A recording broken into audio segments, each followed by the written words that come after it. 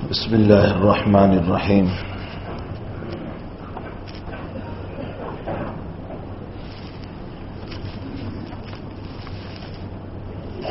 الحمد للہ رب العالمین والصلاة والسلام علی سید الانبیاء والمرسلین وعلی آلہ وصحبہ اجمعین اما بعد عن ابی ہریرہ رضی اللہ تعالی عنہ قال قال رسول الله صلى الله عليه وسلم لأن يجلس أحدكم على جمرة فتحرق ثيابه فتخلص إلى جلده خير له من أن يجلس على قبر.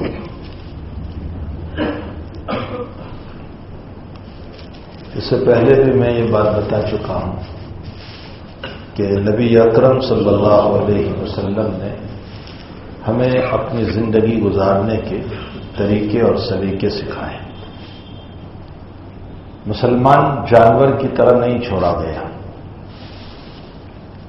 ایک جانور کا حال یہ ہے کہ وہ جہاں چاہتا ہے منہ مار دیتا ہے، جہاں چاہتا ہے اپنی خواہش پوری کر لیتا ہے. ایک مسلم کی زندگی ایسی نہیں ہوگی. مسلم کی زندگی بہت ہی پھونک مار کے چلنے والی ہوگی. یہ اس لیے کہ ہمارے سامنے اپنی آخرت ہے. ہمارے سامنے مسلم آخرت پہ نظر رکھتا ہے. میں نے ابھی ایک جگہ بیان میں کہا کہ مسلم کی زندگی اطاعت و عمل پر آنی چاہیے، چاہے اس کو کتابوں کے نام معلوم نہ ہو. اگرچہ اس کو یہ معلوم نہیں ہے کہ اس روایت کو امام بخاری لائے، امام مسلم لائے، امام ترمذی لائے، فلاں لائے، نام کا پتہ نہیں. لیکن مسلم کو یہ سوچنا چاہیے کہ جو فرمان ہے اس پر مجھے عمل کرنا ہے. چاہے امام ترمذی کی زندگی سے آپ ناواقف ہو اور آپ کو ترمذی کا نام بھی یاد نہ رہے، تو ناموں سے کوئی مطلب نہیں ہے، اصل تو اعمال سے مطلب ہے. اور میں اس کی مثال یوں دیتا ہوں کہ آپ جب ڈاکٹر کے پاس دوائی کے لیے جاتے ہیں اور وہ پرسکرپشن جب لکھتا ہے، دواؤں کو جب لکھتا ہے،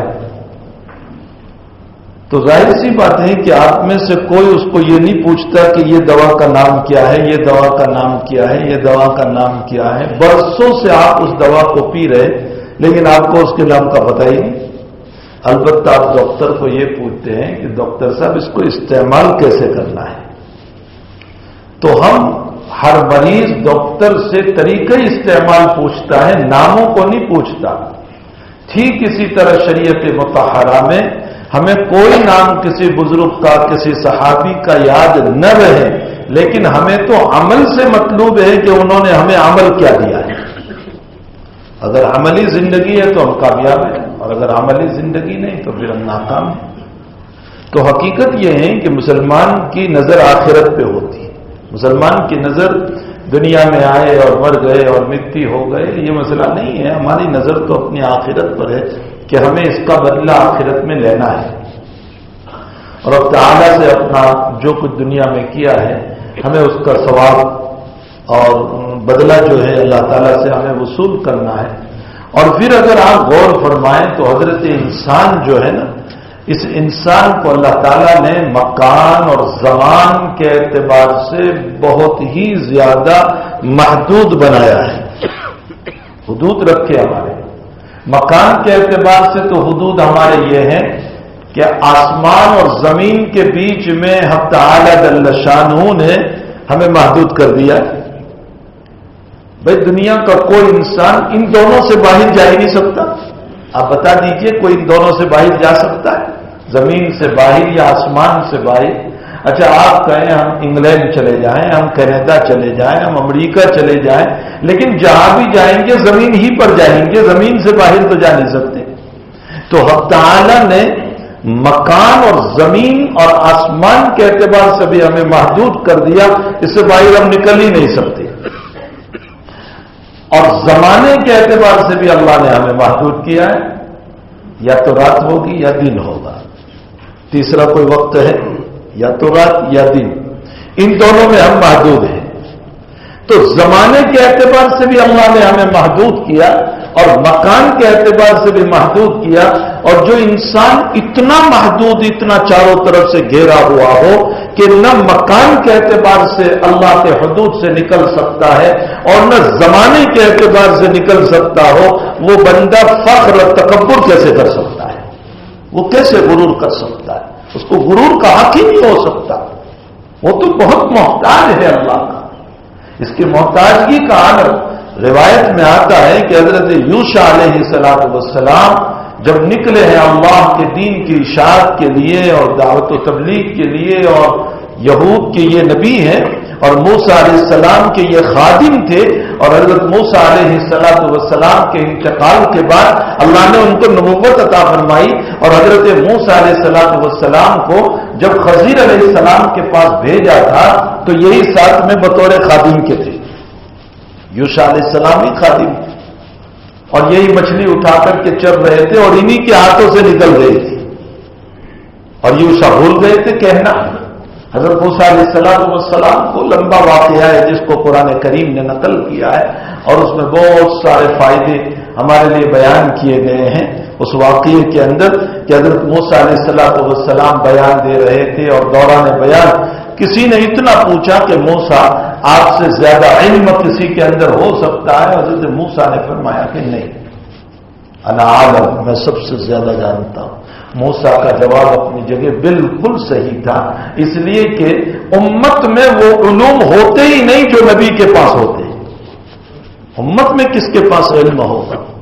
جو انبیاء کرام کو اللہ تعالیٰ علم دیتا ہے وہ علم امت میں کسی کے پاس نہیں ہو سکتا ہے. آپ کا جواب بالکل صحیح تھا کہ اس زمین پر مجھ سے زیادہ علم کسی کے پاس نہیں، لیکن اللہ کو یہ جواب پسند نہیں آیا. کہنا یہ چاہیے تھا کہ اللہ عالم، اللہ زیادہ جانتا ہے، ہو سکتا ہے اس زمین پر کوئی اور بھی ہو، مجھے نہیں معلوم، اللہ کو. اور حسنات الابرار سیئات المقربین بہت مشہور جملہ ہے. جو جتنا مقرب ہوتا ہے اس کی آزمائش اتنی ہی ہوتی ہے. جو جتنا مقرب ہوتا ہے، میں اپنے طلبہ کو اس کی مثال یوں دیتا ہوں کہ جمعرات کو چھٹی ہوئی، دور حدیث کے سارے طلبہ گھر گئے، چھٹی تھی جمعرات کو، گھر گئے، لیکن اسی جماعت میں ایک طالب علم شیخ کا خادم ہے، وہ بھی گھر گیا، لیکن شیخ کو کہے بغیر گیا. جب شنیچر کو پوری جماعت آئی تو وہ بھی آیا خادم. شیخ پوری جماعت کو نہیں ڈانٹیں گے کہ تم کیوں گھر چلے گئے تھے جمعرات کو، چھٹی تھی، لیکن خادم کو ڈانٹیں گے کہ تم مجھے کہے بغیر کیوں گیا. اب وہ خادم اگر یہ سوچنے لگے کہ یہ جماعت بھی تو گئی تھی، ان کو کچھ نہیں کہہ رہے اور مجھے ہی کیوں ڈانٹ رہے، تو سیدھی سی بات ہے تو شیخ کا قریب ہے اور قریب ہونے کی وجہ سے شیخ تجھے ڈانٹ رہے.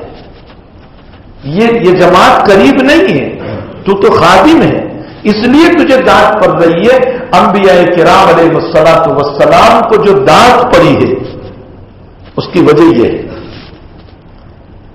کہ حضرت نوح علیہ السلام نے اپنے بیٹے کے بعد میں یوں کہہ دیا کہ اللہ میرے بیٹے کو بچا لے، اور تو نے مجھ کو کہا تھا کہ میں تیرے گھر والوں کو بچا لوں گا، تو میرا بیٹا میرا گھر والا ہی تو ہے.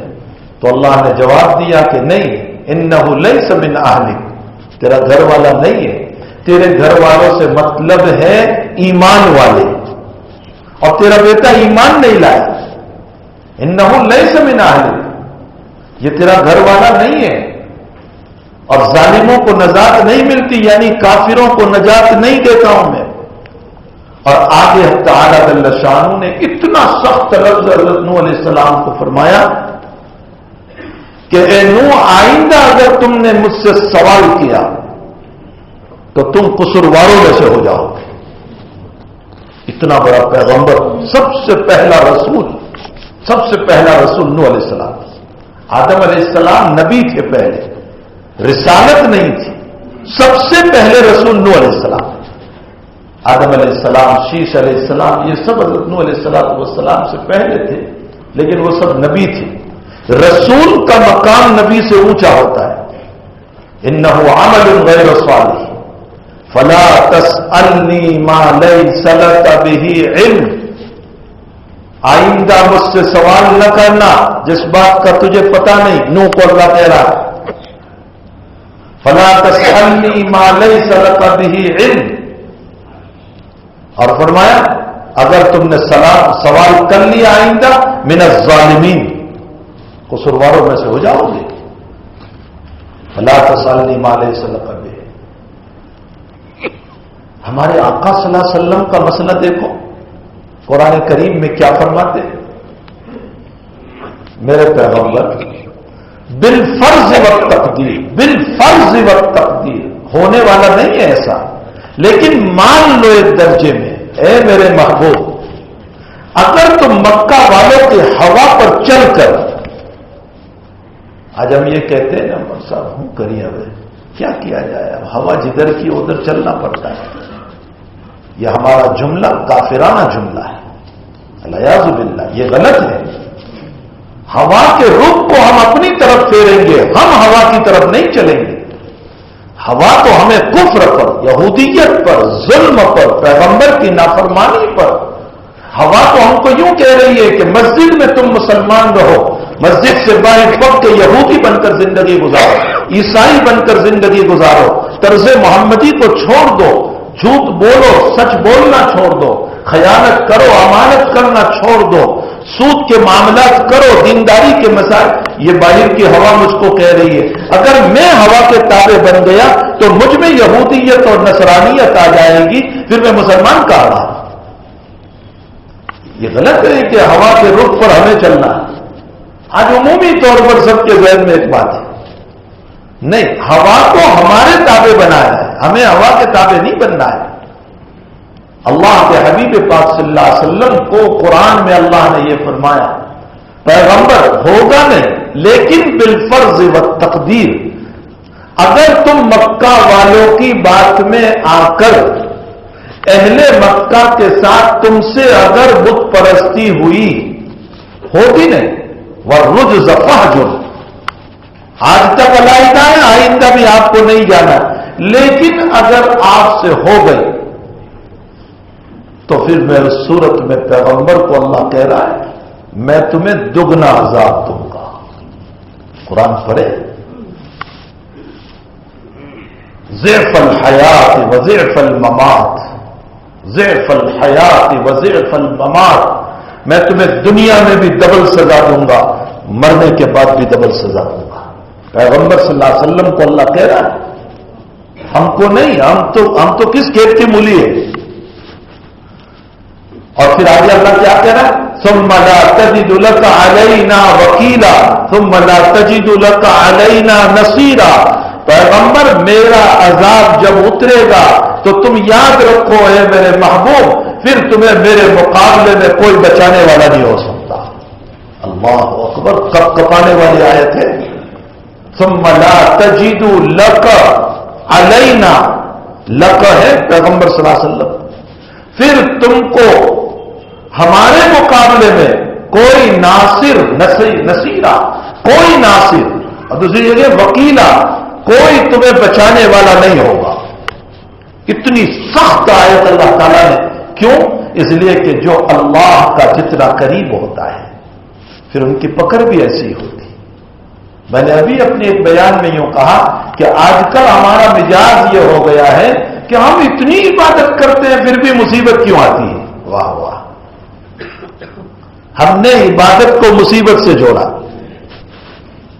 ہم تہجد گزار ہیں پھر بھی بیمار، ہم 5 وقت کے نمازی پھر بھی میری دکان نہیں چلتی، ہم تہجد گزار مجھے جاب نہیں ملتا، ہم فلاں کام کر رہے ہیں، اتنی عبادت، صداقت، دیانت، پھر بھی مجھے میرا یہ کام نہیں ہو رہا۔ ہم نے عبادت کو مصائب کے ساتھ جوڑا اور مصائب کو عبادت کے ساتھ جوڑا، یہ جوڑنا غلط ہے۔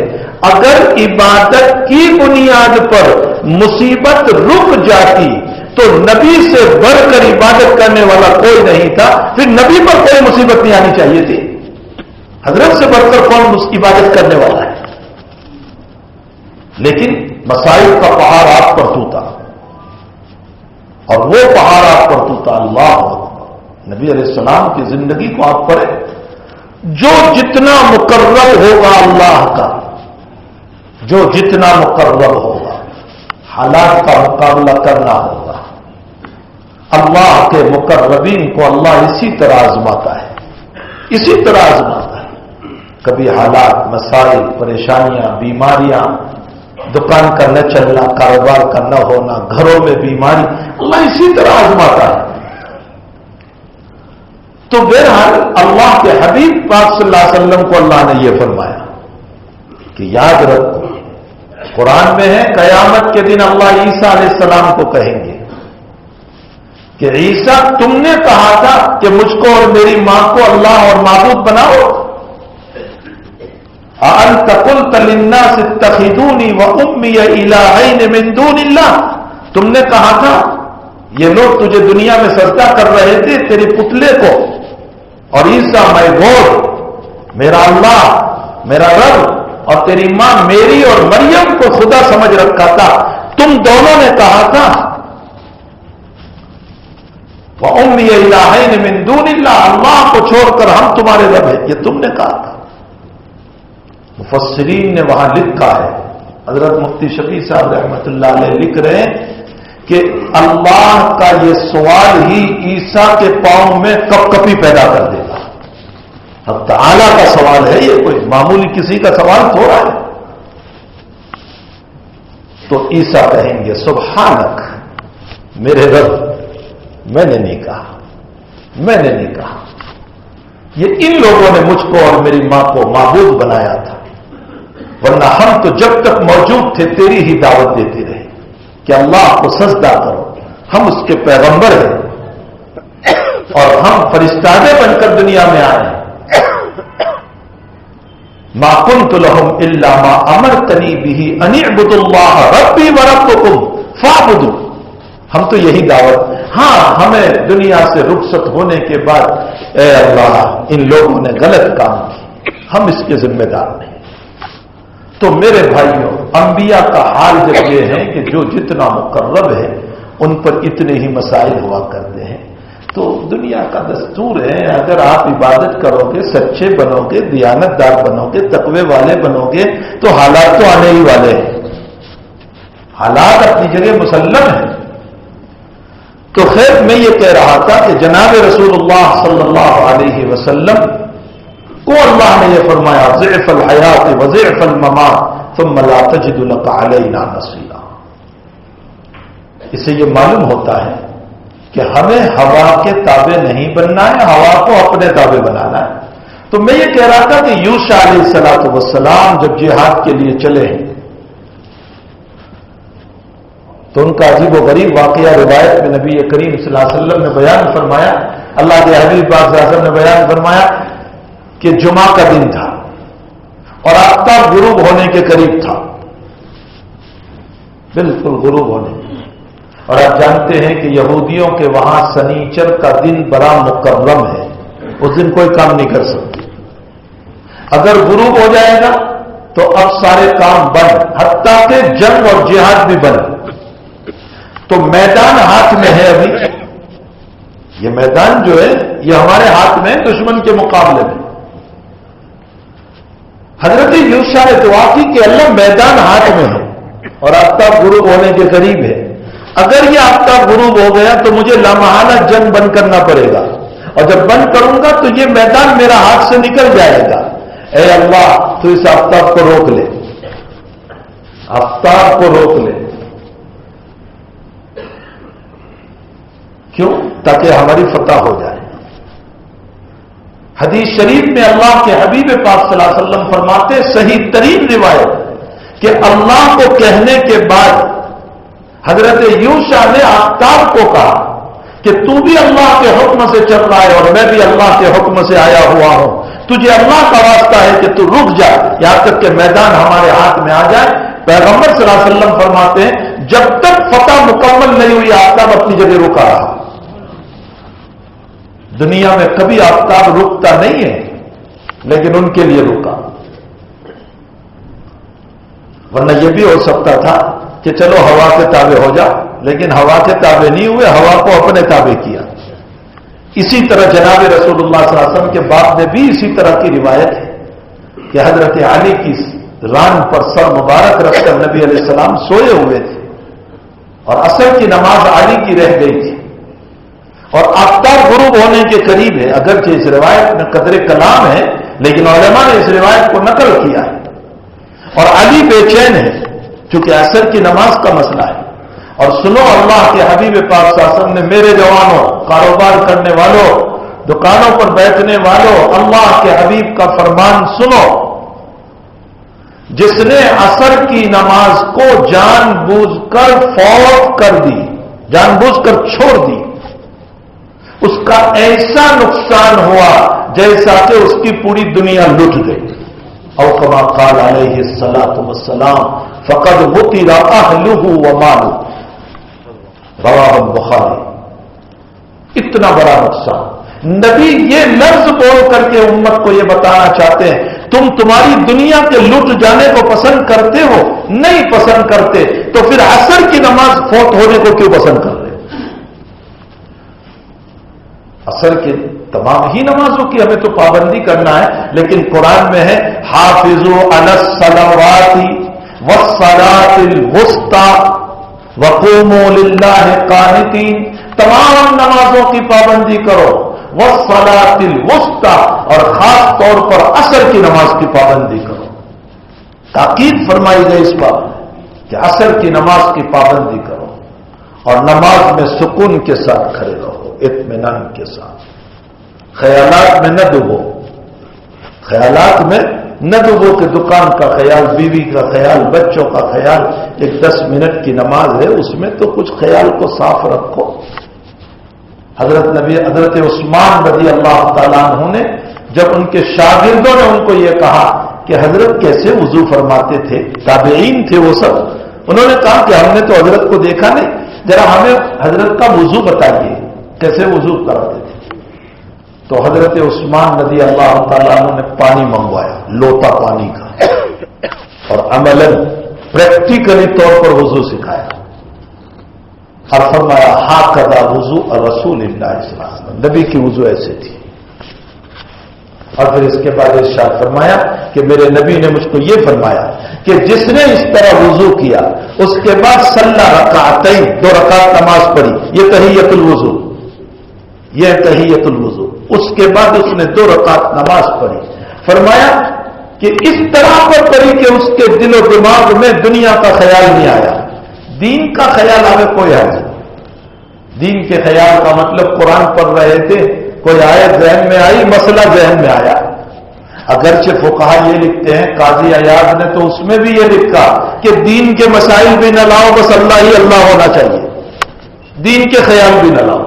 قاضی عیاض رحمۃ اللہ علیہ تو یہ فرماتے ہیں، لیکن امام نووی فرماتے ہیں شرح مسلم کے اندر فرمایا کہ نہیں، دین کا خیال آئے تو کوئی حرج نہیں. مجھے ایک واقعہ یاد آیا کہ امام غزالی رحمۃ اللہ علیہ کے بھائی تھے احمد، چھوٹے بھائی تھے. امام غزالی کا نام محمود اور ان کے بھائی کا نام احمد. اور امام غزالی اپنے محلے کی مسجد، جامع مسجد کے امام تھے اور نماز پڑھاتے تھے، اور ان کے بھائی احمد ان کے پیچھے نماز نہیں پڑھتے تھے. ایسی بات ہے، سبھی کو شبہ ہوگا کہ بھائی ہو کر نماز نہیں پڑھتا، کوئی مسئلہ ہوگا امام صاحب نے. آج کل تو ایسی باتوں پر تو ہمیں بہت جلدی یقین ہو جاتا ہے نا، کچے کان کے ہے نا، ہم کچے کان کے. کسی نے کسی کے خلاف کہہ دیا فوراً ہمیں یقین آ گیا کہ ہاں یہ ایسا ہی ہوگا. ہم نے کوئی تحقیق نہیں کی کہ واقعتاً یہ ہے بھی یا نہیں. یہ غلط میسج تو کسی نے نہیں چلایا اس غریب کے خلاف، اس کو بدنام کرنے کے لیے، اس کو بے عزت اور ذلیل کرنے کے لیے کسی نے غلط میسج تو نہیں چلا دیا. ہمارے پاس تحقیق کا مادہ ہی نہیں ہے. جہاں کوئی بات آئی کہ ہم اس سے بدزن ہو جاتے ہیں کہ ہاں یہ ایسے ہی ہوں گے، اور اچھا میسج فارورڈ نہیں کرتے، اس کو تو ڈیلیٹ کرتے ہیں، اور برا میسج جو کسی کی غیبت کا ہوتا ہے اس کو بہت جلدی فارورڈ کرتے ہیں. یاد رکھو فقہا نے لکھا ہے کہ لکھی ہوئی غیبت بولی ہوئی غیبت سے زیادہ بدتر ہے. لکھی ہوئی غیبت بولی ہوئی غیبت سے زیادہ بدتر ہے. اور لکھی ہوئی غیبت جب تک موجود رہے گی لکھنے والے پر اللہ کی لعنت اترتی رہے گی، اور واٹس ایپ پر لکھی ہوئی بات مٹتی نہیں ہے، وہ مٹتی نہیں ہے، وہ باقی رہتی ہے، اور لوگ وقت وقت سے اس کو چلاتے رہتے ہیں۔ نتیجہ کیا ہوگا؟ دنیا میں جب تک وہ لکھی ہوئی میری بات چاہے میں قبر پہ پہنچ گیا، برسوں کے بعد بھی وہ غیبت میری لکھی ہوئی چلتی رہی، میری قبر پر بھی لعنت اترتی رہے گی۔ علمان الحافظ، میرے بھائیوں، ہم اپنی زندگی کو کہاں لے کر جا رہے ہیں؟ ہم بربادیوں کی طرف جا رہے ہیں، اور ہم اپنے آپ کو فنائیت کی طرف لے کر جا رہے ہیں۔ اللہ کی نظروں میں اپنے آپ کو گراتے جا رہے ہیں، مٹاتے جا رہے ہیں ہم اپنے آپ۔ اللہ کرے کہ ہمیں شریعت سمجھ میں آئے، دین سمجھ میں آئے۔ اگر ہمیں کسی سے کوئی شکوہ شکایت ہے اور اس میں کوئی مسئلہ ہے تو ہم براہ راست ان سے مل لیں کہ بھائی آپ سے متعلق مجھے یہ بات کا پتہ چلا ہے، آپ اپنی اصلاح فرما دیں، ہم براہ راست ان سے مل لیں۔ تو خیر، میں یہ کہہ رہا تھا کہ اللہ کے حبیب پاک صلی اللہ علیہ وسلم نے ہمیں جو مقدس دین عطا فرمایا، یہ مقدس دین جو ہے وہ بہت سارے معاملات اور حقوق کی رعایات اور ایک دوسرے کے ساتھ اچھے سلوک اور شریعت میں ہماری زندگی کیسے گزرے، ان تمام مسائل سے متعلق تعالیٰ نے اور اللہ کے حبیب پاک صلی اللہ علیہ وسلم نے ہمیں قرآن اور حدیث میں اصول دیے، ضوابط دیے، قانون دیے۔ اور یہ ہمارا قرآن جو ہے نا، وہ قانون حیات ہے، دستور حیات ہے، زندگی گزارنے کا قانون ہے۔ مولانا سید سلیمان ندوی رحمۃ اللہ علیہ کا نام آپ نے سنا ہوگا، بہت بڑا مفکر ہے، اصل حضرت بہار کے تھے۔ سید سلیمان ندوی رحمۃ اللہ علیہ اصل بہار کے تھے، لیکن علم کا پہاڑ، تفسیر کا پہاڑ، فقہ کا پہاڑ، حدیث کا پہاڑ، اور اس شخصیت نے رجوع کیا حضرت اقدس تھانوی رحمۃ اللہ علیہ سے۔ حضرت تھانوی رحمۃ اللہ علیہ کی خدمت میں جب رجوع ہوا تو مولانا سید سلیمان ندوی خود فرماتے ہیں کہ میں 2 زانوں بیٹھا ہوا تھا حضرت کے سامنے، اور حضرت سے فرمایا کہ حضرت مجھے کوئی نصیحت فرمائیے۔ اب سنو حضرت تھانوی کیا کہتے ہیں۔ حضرت اقدس تھانوی رحمۃ اللہ علیہ فرماتے ہیں کہ میں سوچنے لگا کہ اس کے پاس تفسیر کی کمی نہیں، بہت بڑا مفسر ہے، اس کے پاس حدیث کی کمی نہیں، محدث ہے، اس کے پاس فقہ کی کمی نہیں، بہت بڑا فقیہ بھی ہے، کہ اللہ میں اس کو کیا نصیحت کروں۔ پھر دل میں دعا کی، اللہ میری زبان سے ایسی بات کہلوا جو اس کی زندگی کے لیے مفید ہو جائے، یہ تو بڑا مفسر اور محدث ہے۔ اور پھر اس کے بعد جو حضرت تھانوی نے جملہ فرمایا چھوٹا سا، فرمایا مولانا سلیمان صاحب تم نبی کی آل ہو، سید تھے، تم نبی کی آل ہو، ہمارے تصوف کی بدایہ و نہایہ یعنی صوفیت کی ابتدا اور صوفیت کی انتہا یعنی صوفیت کا خلاصہ اپنے آپ کو مٹانا ہے اور ابدیت پیدا کرنا ہے۔ فرمایا نبی علیہ السلام اللہ کی نگاہ میں اتنے محبوب اس لیے بنے کہ سب سے زیادہ ابدیت اور سب سے زیادہ مٹانے کو آپ نے قبول فرما لیا۔ ابدیت، مٹانا، اور یہی ہماری شان ہم کو برباد کر رہی ہے۔ مجھے شان ہے، میں مولوی صاحب ہوں، شیخ الحدیث صاحب ہوں، کون ہے جو میرے مقابلے میں بول سکتا ہے؟ میں تاجر ہوں، میں بڑا سخی ہوں، میں فلاں ہوں، میں فلاں ہوں، میں مفتی ہوں، میں مبلغ ہوں، میں بہت چلے پر چلے لگا رہا ہوں، تم کیا جانو مجھے؟ اسی شان نے مجھے برباد کر دیا۔ اور حضور کیا فرماتے؟ انا اعقل کما یعقل العبد، اپنے آپ کو اتنا مٹایا، ارشاد فرمایا بھائی میں تو ایسے کھاتا ہوں جیسے غلام کھاتا ہے۔ انا آکل کما یاکل العبد، میں ایسے کھاتا ہوں جیسے غلام کھاتا ہے۔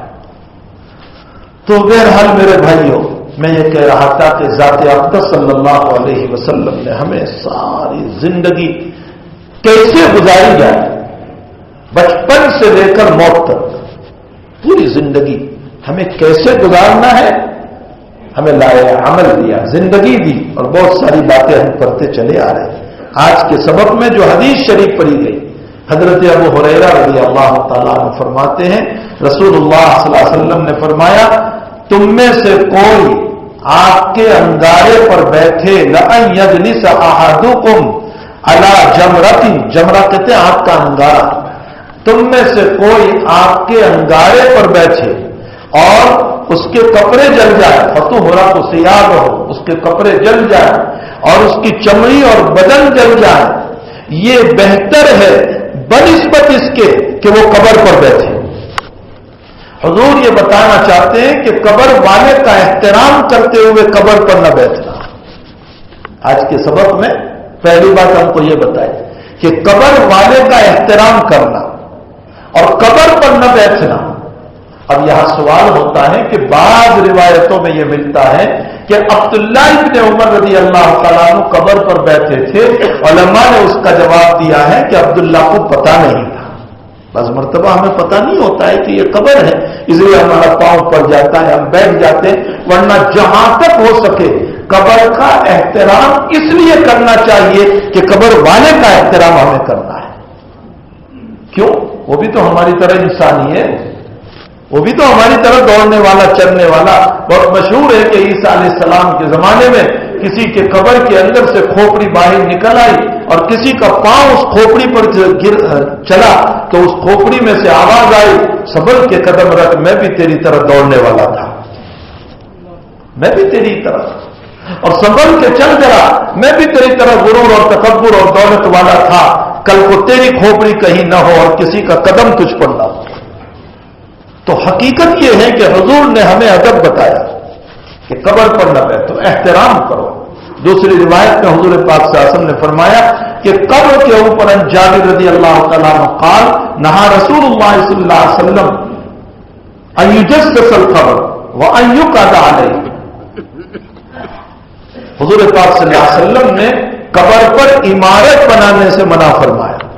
قبر پر عمارت مسلم شریف کی روایت ہے، قبر پر عمارت کا منع قبہ بنانا، گنبد بنانا اوپر، وہ ایوبنا مٹی اینٹوں کے ذریعے سے پکی قبر بنانے سے حضور پاک صلی اللہ علیہ وسلم نے منع فرمایا۔ اس کی ضرورت قبر والے کو نہیں ہے، زندوں کو ضرورت ہے، قبر والے کو اس کی ضرورت نہیں ہے۔ کچی قبر ہو، ہاں کچی اینٹ کے ذریعے سے آپ باؤنڈری کر سکتے ہو تاکہ مٹی پھسل نہ جائے، کچی اینٹوں کے ذریعے سے آپ باؤنڈری کر لیں۔ پھر قبر کی بلندی روایتوں میں آتا ہے کہ زمین سے 1 بالش یا 1.5 بالش ہونی چاہیے۔ یہ جو ہمارے وہاں ڈھیر ساری مٹی ڈالتے ہیں، شاید یہ سمجھ کر ڈالتے ہیں کہ اللہ کرے پھر دوسری مرتبہ واپس نہ آ جائے، اتنی ساری مٹی ڈالنا نہیں ہے، 1 بالش 1.5 بالش، اور پکی قبر سے احتیاط کریں، نبی اکرم صلی اللہ علیہ وسلم نے منع فرمایا۔ اور آج کل تم واٹس ایپ پر یا یوٹیوب پر نبی علیہ السلام کی قبر دیکھو گے کہ پکی قبر ہے اور اس کے اوپر چادر چڑھائی ہے اور اتنی بلند ہے، یہ سب فیک ہے، غلط ہے۔ اللہ کے حبیب کی قبر کچی ہے، یہ خوب سن لو، یہ سب فیک باتیں ہیں جو دنیا میں چلائی جاتی ہے، اسلام کو بدنام کرنے کے لیے ساری سازشیں کی جا رہی ہے تاکہ اسلام بدنام ہو جائے۔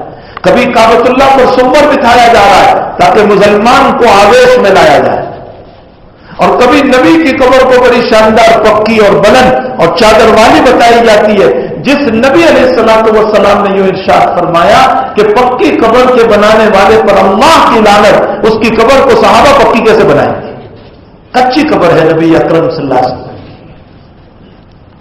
تو میرے بھائیوں، ہمیں وہ کام کرنا ہے جو آقا صلی اللہ علیہ وسلم نے ہمیں بتایا ہے، اللہ کے حبیب نے جو ہمیں بتایا۔ قبر ہماری کچی رکھی جائے، اگر مٹی کے پھسلنے کا خطرہ ہو تو کچی اینٹوں کے ذریعے سے باؤنڈری کر لی جائے، اس کی بالکل اجازت ہے۔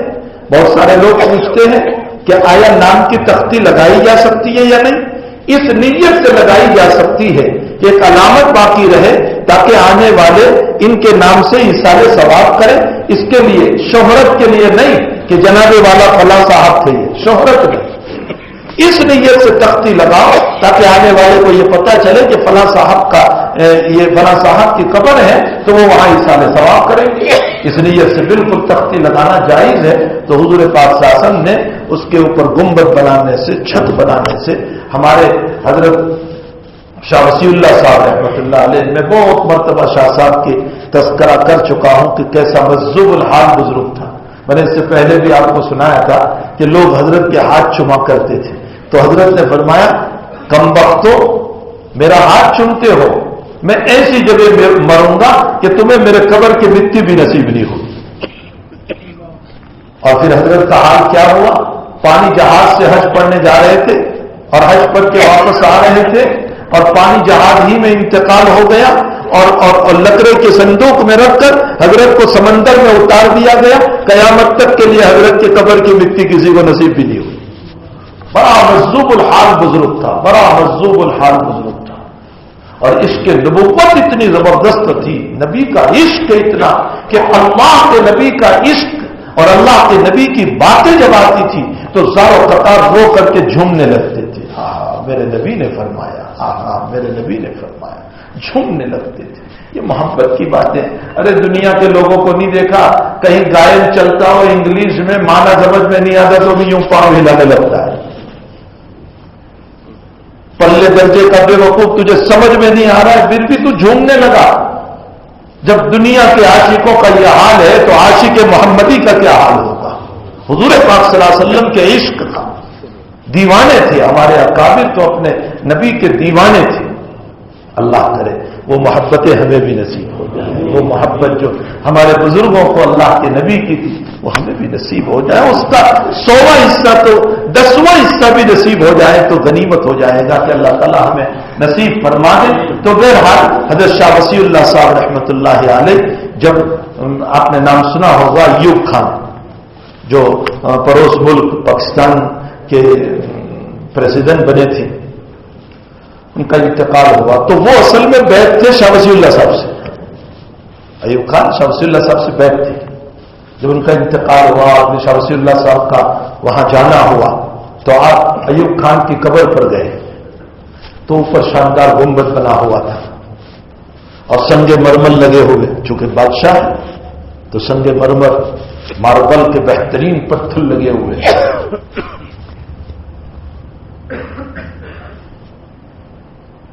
میرا جب ازبیکستان میں گیا، امام بخاری کی مزار پر میں جب گیا تھا تو میرے دوستوں احباب بھی میرے ساتھ تھے۔ وہاں تیم النگ کی قبر بھی ہے، تو میرے دوستوں نے مجھے کہا کہ یہاں جانا چاہیے۔ میں نے کہا اس نے تو مسلمانوں پر بہت ظلم کیا ہے، اس کی قبر پر جا کر ہم کیا کریں گے؟ اس کا حال تو یہ ہے کہ اس نے حلب میں، جو حلب ہے نا ابھی، اسی حلب کے اندر ایک دن میں 1,00,000 علماء کو شہید کر کے سب کی گردن کاٹ کر مینارہ بنایا تھا۔ اتنا ظلم کیا تھا اس نے۔ اور اس کے بعد جو علماء بچے تھے ان کو بلایا، اور بلانے کے بعد اس نے کہا اقتلانا فی النار ہم قتلا کو، تمہارے مرے ہوئے جنت میں گئے کہ ہمارے مرے ہوئے؟ یعنی تمہارے جو مارے گئے وہ جنت میں گئے یا ہماری فوج کے آدمی جو مرے وہ جنت میں گئے؟ اب اس ظالم کو کون جواب دے؟ اس لیے کہ جواب دینے پر بھی اس کی جان بخشی نہیں جاتی تھی۔ ایک بہت بڑے حنفی فقیہ تھے ابو شہنا رحمت اللہ علیہ، بہت بڑے حنفی فقیہ تھے۔ وہ کھڑے ہوئے، انہوں نے ایک حدیث پڑھی، ان ابی موسیٰ اشعری رضی اللہ تعالی سئل رسول اللہ صلی اللہ علیہ وسلم، اللہ کے حبیب سے یہ پوچھا گیا، کسی آدمی نے پوچھا یا رسول اللہ، کوئی قومی غیرت میں لڑتا ہے، یعنی اپنی قوم کے خاطر کوئی لڑتا ہے، اور کوئی اپنی طاقت بتانے کے لیے لڑتا ہے، اپنی بہادری بتانے کے لیے لڑتا ہے، تو فی سبیل اللہ لڑنے والا کون ہوگا؟ اللہ کے راستے میں لڑنے والا کون ہوگا؟ تو اللہ کے حبیب نے جو جواب دیا وہ فقیہ کہنے لگے وہ جواب میں تم کو دیتا ہوں۔ تو تیم النگ ایک دم کہنے لگا کیا جواب دیا تھا نبی نے، کیا جواب دیا تھا؟ تو انہوں نے حدیث آگے پڑھی اور فرمایا من قاتل لتكون كلمة الله هي العليا فَهُوَ فِي سَبِيلِ اللَّهِ، نبی علیہ السلام نے فرمایا جو اللہ کے لیے لڑا وہ اللہ کے راستے میں جنت میں جائے گا۔ اب تم ہی سمجھ لو کہ تم جنت میں ہے یا ہم جنت میں ہیں۔ ایسا مضبوط جواب دیا۔ تو میرے دوستوں نے مجھے کہا کہ چلے، میں نے کہا کہ ظالم اس کی قبر پر جا کر ہم کیا کریں، میں نہیں آتا، آپ لوگ جائیے۔ وہ کہنے لگے کہ نہیں تجھے آنا ہی پڑے گا، اس لیے یہ کچھ تاریخ تو ہمیں بتائے۔ خیر ان کا جبر تھا تو میں گیا، اندر میں سنگ مرمر عالیشان لگے ہوئے ہیں اور ایسے پتھر لگائے ہیں کہ آپ کا چہرہ آئینے کی طرح نظر آتا ہے۔ پھر وہاں کچھ کھڈے اور گھڑے دیوار پر بنے ہوئے تھے، تو ہمارا جو رہبر تھا، جو ہمیں بتلانے والا تھا، اس نے کہا کہ یہ جو گھڑے ہیں اس میں ہیرے تھے اور ایک ایک ہیرے کی قیمت ہزاروں ڈالر تھی۔ لوگ نکال کر لے گئے وہ تو، لیکن ہزاروں۔ تو مجھے حضرت شاہ وسیع اللہ صاحب کی بات یاد آئی جو ایوب خان کی قبر پر حضرت نے فرمائی تھی۔ شاہ وسیع اللہ جب اس کی قبر پر گئے تو ایوب خان کو متوجہ مخاطب کر کے یوں کہا، ایوب خان اس چھت کے ذریعے سے تمہیں سایہ نہیں ملے گا، سایہ تو تمہارے اعمال سے تم کو ملے گا۔ پہلی بات ارشاد فرمائی، اور دوسری بات ارشاد فرمائی، میرے بیٹے ایوب اس سنگ مرمر سے تمہیں ٹھنڈک نہیں ملے گی، تمہارے اعمال سے تمہیں ٹھنڈک ملے گی۔ اگر اعمال تمہارے صحیح نہیں ہے تو ہزاروں سنگ مرمر لگا لو، کوئی ٹھنڈک پہنچنے والی نہیں ہے اور کوئی سکون اور راحت پہنچنے والا نہیں ہے۔ سکون اور راحت اگر تم کو ملے گی تو تمہارے اعمال سے ملنے والی ہے۔ اس سے معلوم ہوتا ہے مجھے اور آپ کو اپنے اعمال کو صحیح کرنا چاہیے۔ بھائی جب ہم جائیں گے نا، جب ہم دنیا سے رخصت ہوں گے تو یہ سارے دوست احباب اولاد بیوی سب ہمیں ویسے ہی روانہ کر دیں گے، اور حال یہ ہوگا کہ جس اولاد سے ہم کو انتہائی محبت، وہ اولاد ایک دن بھی پھر گھر میں رکھنے کے لیے تیار نہیں ہوگی، کہے گی ابا کو جلدی لے چلو، ابا کو جلدی لے چلو۔ کیوں؟ ناش خراب ہو جائے گی، جلدی لے چلو۔ ٹھیک ہے، جلدی لے جانا سنت ہے، رسول اللہ صلی اللہ علیہ وسلم نے فرمایا کہ جب کسی کا انتقال ہو تو انتظار نہ کرو بہت زیادہ، جلدی دفن کرو، یہ سنت ہے۔ اور حضرت علی رضی اللہ تعالیٰ عنہ نے فرمایا کہ کچھ چیزیں ایسی ہیں کہ جس میں جلدی کرنا چاہیے۔ فرمایا اولاد بالغ ہو جائے نکاح میں جلدی کرو، بیٹھے نہ رہو، کہیں وقت نہ آ جائے کہ بالغ اولاد غلط راستے پر نہ چلی جائے۔ اور فرمایا جب انتقال ہو جائے تو جنازے میں جلدی کرو، تاخیر نہ کرو، دیر نہ کرو، اس کو جلدی سے، اس لیے کہ حدیث شریف میں آتا ہے کہ میت اگر نیک ہوتی ہے اعمال صالحہ والی تو میت خود ہی کہتی ہے اجلونی اجلونی، مجھے جلدی لے چلو، مجھے جلدی لے چلو، تم مجھے یہاں رکھ کر کیا کرو گے، اللہ کی نعمتیں میرا انتظار کر دیں گی۔ اور اگر میت بری ہوتی ہے تو وہ کہتی ہے ہائے تم مجھے کہاں لے چلے، تم مجھے کہاں لے چلے، وہ عذاب میرے سامنے ہے، وہ عذاب میرے سامنے، مجھے تم کہاں لے چلے۔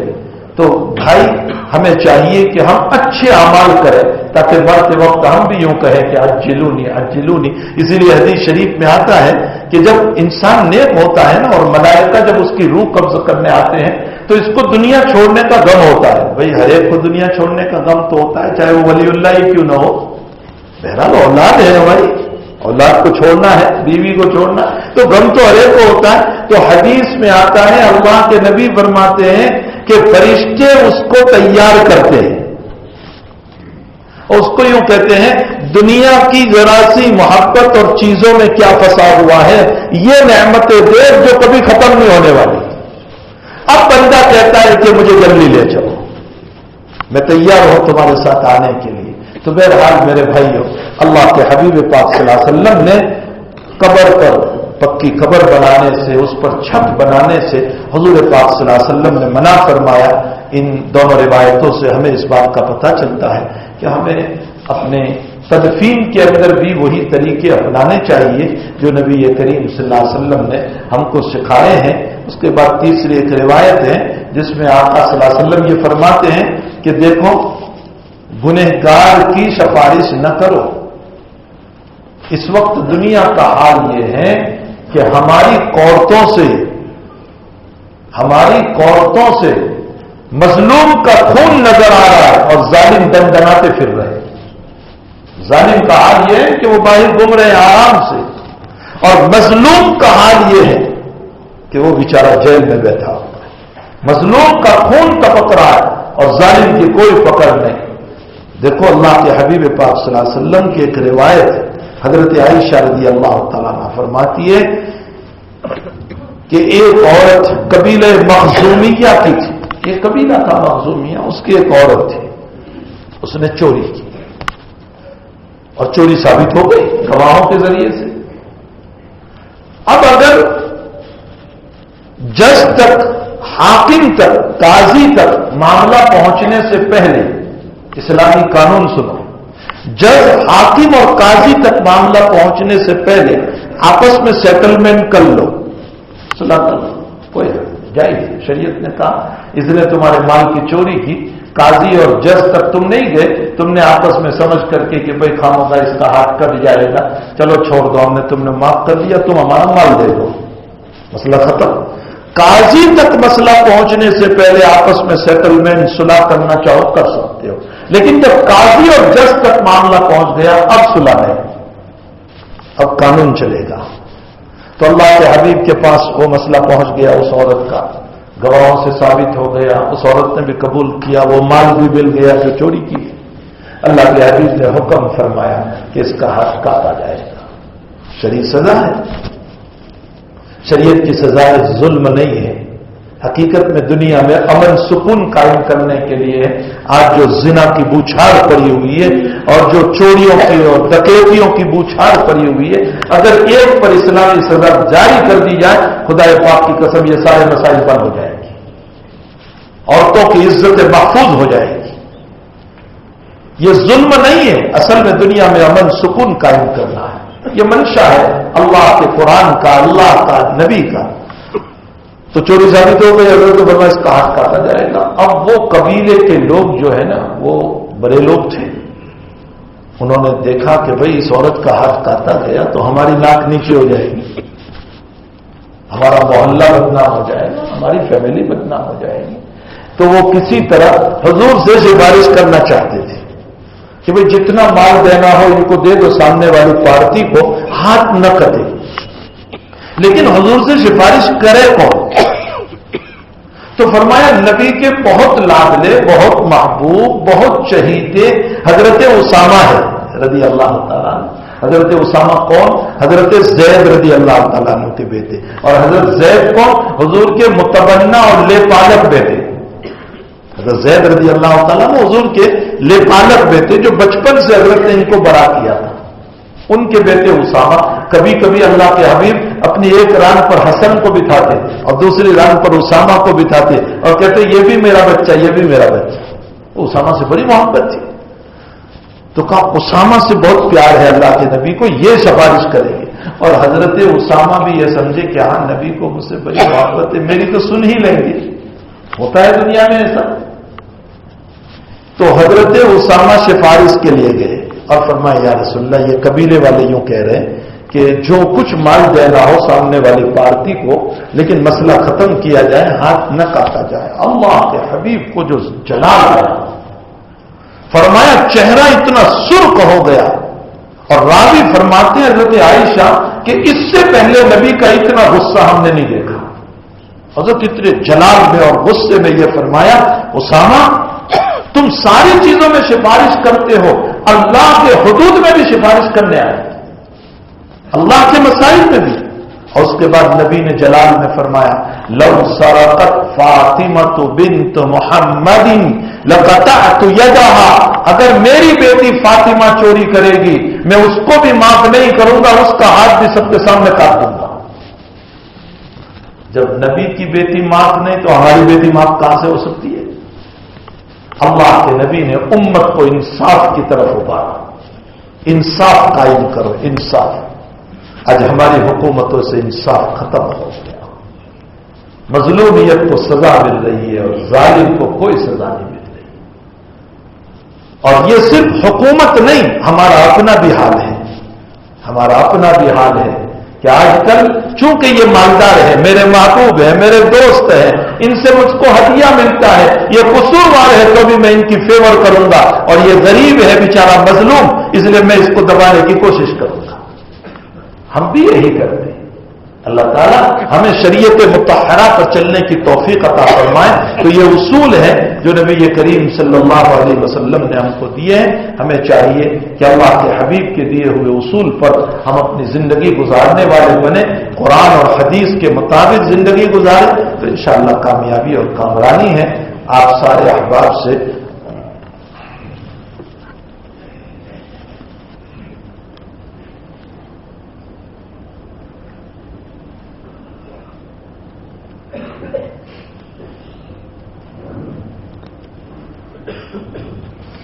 ایک صاحب کی درخواست ہے، ان کے بڑے بھائی کو کینسر ہو گیا ہے، دعا کی درخواست کی، اللہ تعالیٰ ان کو شفا دائمہ مستمرہ فرمائے۔ اور بھی بہت سارے احباب نے اپنی اپنی بیماریوں کی اور اپنے رشتہ داروں کی بیماریوں کی دعاؤں کی درخواست کی، اللہ ہم سب کو شفا دائمہ عطا فرمائے۔ ہمارے جامعہ حسینیہ کے محتمیم صاحب حضرت مولانا اسماعیل ملا رحمۃ اللہ علیہ کے فرزند حضرت مولانا ہاشم صاحب جو پرسوں انتقال کر گئے اتوار کی شام میں، اور رات 9 بجے ان کی تدفین ہوئی، مولانا ہاشم صاحب رحمۃ اللہ علیہ کی، جنہوں نے 43 سال جامعہ حسینیہ میں حفظ اللہ پڑھایا، 43 سال۔ اور اس سے پہلے وہ جو ہے حضرت مفتی عبد الرحیم صاحب لاجپوری رحمۃ اللہ علیہ کے وہاں مکتب پڑھاتے تھے، اور پھر 43 سال جامعہ میں حفظ پڑھایا، اور ان کے ہاتھوں سے 350 بچے حافظ قرآن بنے، 1 2 نہیں 350۔ بہرحال پرسوں اللہ کے پیارے ہو گئے، ان کے لیے بھی ہم دعا فرمائے، اللہ تعالیٰ ان کی مغفرت فرمائے۔ اور جتنے لوگ ہمارے رشتہ دار اقارب اور امت میں جتنے مسلمان مرد و عورت جن کا انتقال ہو گیا ہے، اللہ سبھی کی مغفرت فرمائے، سب کی قبروں کو نور سے منور فرمائے، جتنے بیمار ہیں اللہ سب کو شفا دائمہ مستمرہ عطا فرمائے۔ میں ابھی وہاں تعزیت کے لیے گیا تھا مغرب کے بعد، تو میں نے ان کو ایک بات سنائی، ان کے بیٹوں کو۔ میں نے کہا حضرت عباس رضی اللہ تعالیٰ عنہ کا جب انتقال ہوا تو ان کے بیٹے عبداللہ ابن عباس بہت رو رہے تھے، بہت رو رہے تھے۔ تو ایک دیہاتی گاوڑیا وہ تعزیت کے لیے گیا، اس نے عبداللہ ابن عباس کو روتے ہوئے دیکھا تو اس نے 4 مصرے پڑھے، یعنی 4 شعر پڑھے۔ پہلے مصرے اور پہلے شعر میں یوں کہا کہ عبداللہ تم امیر ہو کر رو رہے ہو تو ہم رعایا کا کیا ہوگا؟ اگر تم ہی صبر نہیں کرو گے تو ہمارا کیا ہوگا؟ پہلی بات تو یہ کہی۔ اس کے بعد دوسرے جملے میں فرمایا عبداللہ تم اپنے باپ پر رو رہے ہو، تم ساری زندگی اپنی باپ کی خدمت کرتے، لیکن اللہ نے جو ان کو جنت دی ہے وہ جنت تو نہیں دے سکتے تھے۔ کوئی بچہ ہے جو جنت دے دے؟ بھائی باپ کی خدمت کرے گا، دوا دارو کرے گا، علاج و معالجہ کرے گا، ہاسپٹل لے جائے گا، اور کیا کرے گا؟